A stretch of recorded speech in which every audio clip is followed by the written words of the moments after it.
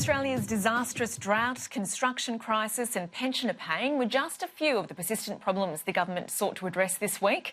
Ahead of Parliament's return for a busy sitting fortnight, the Coalition was keen to offer the semblance of solutions and stability. This was the week in politics. In Dubbo, the Prime Minister made a flying visit to the Flying Doctor. No, I'm keen to have a look. But it's the relentless drought that remains front of mind.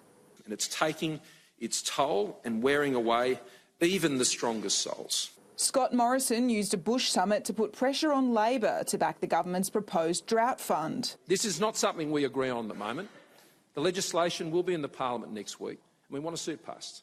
Our concern with the legislation was that it took money from the Building Australia Fund. Anthony sort of needs to get over the pride on these issues. After weeks of pressure, the Social Services Minister moved to lower deeming rates for pensioners, but sparked controversy with these remarks. It is a generous amount of money. Anne Ruston just shows how out of touch she is. One change prompted calls for another, this time for New Start recipients.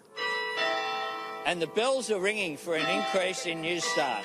The government has no plans to do that. The financial regulator APRA demanded a funding increase too, after a scathing report slammed the organisation's culture. Well, what we'll do is always ensure that the organisation is properly resourced. The construction sector has again been in the spotlight after high-rise apartments were evacuated and insurance concerns raised. We have brokered an agreement.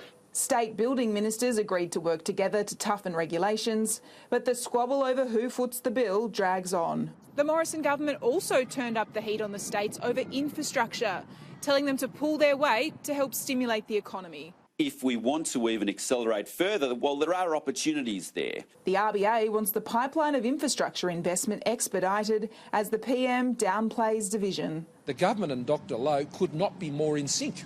Trudy McIntosh, Sky News, Canberra.